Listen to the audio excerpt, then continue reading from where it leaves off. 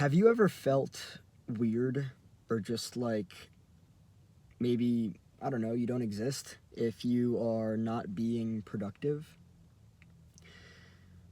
I have been doing something for the past like 2 days that has kind of introduced, I don't know, some element, some energy of just like, I don't know, lack into my life, which is interesting because the practice that I've been doing has been where I turn my phone off and I just am by myself, right? For part of it, I am in a meditative state, kind of just like exploring the past and doing it for healing purposes. The other part of it, I notice that so much of my identity is derived from how I see myself through how I think other people see me, right? And not only that, but also the action of doing, productivity, right? We live in a society, and again, I'm not blaming anything or anybody at all. I'm just looking at everything for what it is.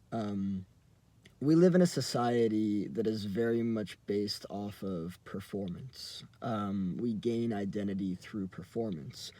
And there's another thing that a lot of people gain through performance as well. And I'm going to say that it's love, right? It starts, in early childhood. That is, of course, if that is the way that you're raised, right? But we just learn to be doing machines, right? And then whenever it comes to slowing things down or taking time off, right? We're still kind of doing, right? Um, I've noticed that I feel a certain level of discomfort when it comes to just like not doing anything. Just maybe just laying there, right? Just sitting there, just pacing back and forth, right? I don't feel like I am good enough, right? I feel like I'm lacking something. I feel like I should be doing something. It's wild to me how much performance is tied to identity in my own experiences. I can imagine other people probably experience similar as well, right? Um, but, look for instance at and just for the sake of um, understanding, I'm going to utilize at least one label, but I'm really not trying to focus on the label. Um, Look at the workaholic that goes on vacation. You know, what does that person do? Well, if they don't really have balance, which is why they're a workaholic, um, and yes, that goes into black or white thinking, but I'm not going to get into that in this video. At least I don't think I am. They have a very hard time relaxing and just not doing anything, right? I have had a challenging time not being productive for different reasons. Men are supposed to be productive, right? There's a label, there's an idea, there's black or white thinking, this or that. If you're a man, you're productive. If you're not productive, you're not a man. So what are you doing, right? Um, I'm just so fascinated by how much identity is tied to productivity and also how much love is actually tied to productivity and performance, right? Um, I've learned stories about how people had to perform in school. Like they were actually paid to perform, they were paid to achieve and to do well and everything. And I'm not going to say whether that's good or bad. I'm not really here to talk about that. Um, but we've just learned to be productivity machines, right? And I think that because of that, we have such a hard time just being, just fucking, imagine. Well, hold on a second. I think that we have such a hard time being because for many of us, we're kind of like trying to avoid whatever the fuck is going on in here, right? Um, staying busy. And there's nothing wrong with being productive. It's not a matter of right or wrong or good or bad. There's nothing wrong with staying busy, right? But when you learn to tie your identity to the action of just doing, right? You don't know any other way of living, right? It's kind of interesting to me. And this has kind of like presented itself when I turned my phone off and just didn't have contact with anybody. Just taking time by myself, literally just by myself. It's wild to me how much I get from things and from people that kind of like make up my identity, and then like taking that away. It's like, who is Chris if it's not for this, if it's not for that? Actually, one of the fascinating things about this all is that, and I'm not going to say what it was that happened, but something happened to me earlier on in life that really molded me into the way that I am. And so kind of like what I'm doing now, in part with like turning off my phone and just like disconnecting from like people and everything, is really making sure that I know who I am, right? And what's required for that is to take a lot of time by myself, and it's kind of scary because like, when I sit with that, I'm like, who the fuck am I? And it's actually like an identity crisis, like I've been doing this, that, and the other for all these years. I'm so used to it. I've learned that this is what I'm supposed to be doing, right? And even other people tell me that this, maybe other people even tell me that this is what I should want to be doing, right? But is this really who I am? Is this really what's authentic for me? Is this really what I want? I have put myself, and I take full responsibility for this, especially the more aware I become of myself. I've put myself through years of pain when I didn't need to, And when I say pain, I mean like emotional pain. One of the most important things that I've come to over the past like year and a half now is that I always used to say like, man, I'm going through so much right now. I'm just going through a lot. I'm really going through a lot. I'm going through so much right now, right? But then I really started to look at it closer, and I started to ask myself, am I going through a lot, or am I putting myself through a lot? Because there is a massive fucking difference. There is a difference. There is. A person might think that they're going through a lot, but they think that until they realize that they're actually putting themselves through a lot, right? Some things might be out of your control that you have to go through, right?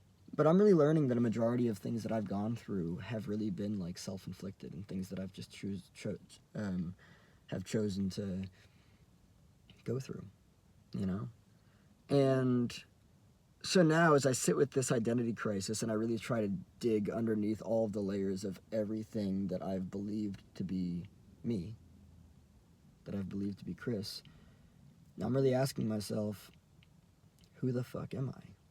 What is it that I really want? Who am I outside of productivity? Am I really nothing and a nobody if I'm not being productive, if I'm not constantly doing something, right? It's fascinating because in this time, I think about people like Eckhart Tolle, the author of The Power of Now and A New Earth. And my mind kind of wants to construct this idea that what he's done throughout his life has been kind of like an act of rebellion against the norm, right? It's like, all right, well, you live based on who you think you are, but what if who you think you are is based in what you've accepted to be you based on what other people have told you are, And a lot of it has to do with productivity, Be productive, be productive, be productive, be productive, just over and over and over and over again, When does the carousel stop? I don't really think that it does. I think that you just keep going around in these fucking circles and it never fucking ends. And I think that there comes a point when an individual kind of has an opportunity to open their eyes a little bit more, at least a little bit more, and maybe kind of has to make the choice to, you know, even if it's scary to get off, and no matter how fucking fast it's going, figure out a way to do it, right? Because I don't think that it stops. I don't. I think that so much of a person's, I mean, based on how society is run, you know, and I'm not blaming anybody. I'm just looking at everything for what it is and how I see it. I think that so much of a person's identity is tied to productivity, what they can produce. It's not good or bad or right or wrong, right? I'm not going to step into black or white thinking in this. And I think that also sometimes so much of what a person's, you know, what a person is tied to in terms of love is actually performance, right? Performance is not a person. Performance is what a person does. And I don't get me wrong. Like in a relationship, you have to perform, or else the relationship's not going to work. But I'm talking more so about like what you do rather than who you are. You know, relationships, healthy relationships, from what I've learned, are who you are and not what you do, right? But oftentimes, what you do is a product of who you are. Really, what I'm here to present is a potential identity crisis that comes with tying identity to productivity. And, you know, when you actually, you know, take a breath, just fucking relax and realize that, you know, you are not your productivity. You are not, just like you're not your name, you know, like, it's wild. It really is. It's wild to realize that you've tied so much to this stuff, and just taking a step back from it and just like realizing, like, you know, just taking a breath and just, you know, looking at productivity, looking at yourself, realizing that you can take a breath, you can relax, you can just, you know, slow down and stuff. And maybe you've based who you are in what you do, right? And that's okay. It's not right or wrong or good or bad. But is it uncomfortable to sit with nothing, to sit with stillness? Is it uncomfortable to be by yourself and to have nobody else telling you who you are, what you should be doing, what you should want? I'm gonna end off with this, actually, because I think that this is fascinating. Real quick, just like about a minute. I think that somewhere at some point in my life I learned what I should want as a person, right? Isn't that interesting though? Like, wants are individual. They're unique to each person, right? To learn of what you should want. You should want this, you should want that, you should want to do this, you should want to do that. You should want to be this, you should want to be that. This is glamorous, this is glorious. Look, everyone else is doing it in society, so you should want it too. You don't want it? Why don't you want it? Shame on you for not wanting it. You should feel guilty for not wanting it. It is an honor to want it. What are you doing? Why are you doing this? Who are you? What do you think you're doing? Who do you think you are? All these different ideas, they keep us locked inside of a very specific way of living. It's wild.